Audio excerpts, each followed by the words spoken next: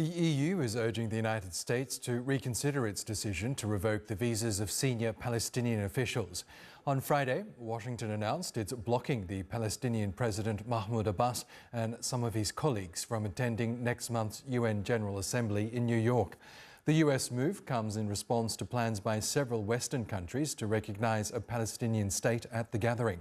The EU's foreign policy chief has been speaking after the meeting in Copenhagen. In the light of the existing agreements between the UN and its host state, we all urge for this decision to be reconsidered, considering the international law and the way the United Nations has been built up. So this is the agreement that we all had on this topic. Let's speak now to Sami-Al-Arian. He's the director of the Center for Islam and Global Affairs at Istanbul Sabahattin Zaim University. Really good to have you back with us, Sami. Do you believe the Trump administration's decision to block Mahmoud Abbas and other Palestinian officials from attending next month's General Assembly is linked to this plan by Western countries to recognize Palestine as a state? For sure. I mean, the Trump administration has been supporting Netanyahu's policies left and right, whether they are in Gaza with the genocide unfolding, with their attempt to displace the Palestinians from Gaza, or what's happening in the West Bank in their attempt to annex large portions of the West Bank. Now, this is just another sign.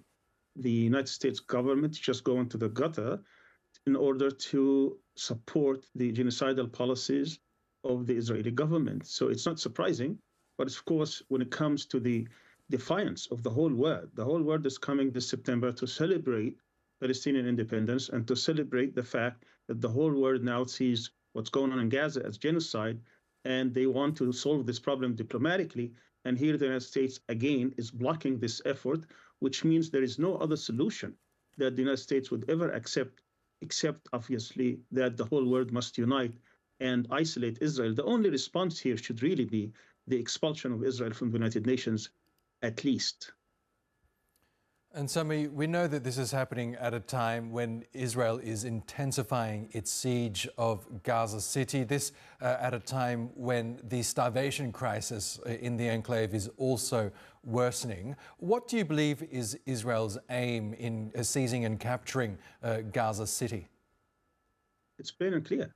What they want is to reoccupy Gaza, to displace and expel the Palestinians, as many of them as possible. They've been saying this openly. They're not even hiding it. They're doing it since day one by killing as many Palestinians as they can, by committing war crimes, genocide, trying to exterminate the Palestinians, make Gaza unlivable, destroy everything, every living thing, and every aspect of civilian life in Gaza in order to cause this to happen, cause the Palestinians to leave. Just their finance minister, a couple of days ago, he said it plainly, that their attempt is to starve the Palestinians and to try to impose all kinds of pressure on them so that they can leave Gaza. They've been saying that. Trump has been saying this. He wants Gaza for himself, to turn it into a Riviera. There is nothing here that is done even closed doors, everything in the open. The problem is that the whole world cannot bring itself to the fact that we are dealing with a genocidal regime, and that the only way to handle a genocidal regime is to stand up to the bully and tell them enough is enough. And if they don't stop, they must face serious consequences, not the type of rhetoric that brings nothing to the fore. We know earlier on in his current term, Donald Trump seemed like he wanted the two sides to come to some sort of a ceasefire agreement, but that now seems to be put on the back burner because the Trump administration really hasn't done anything substantive in order to get the two sides to come together. Do you believe there is this tacit agreement between Israel and the United States at this moment to basically allow this Netanyahu administration to play out its end game in Gaza before any sort of a deal is reached?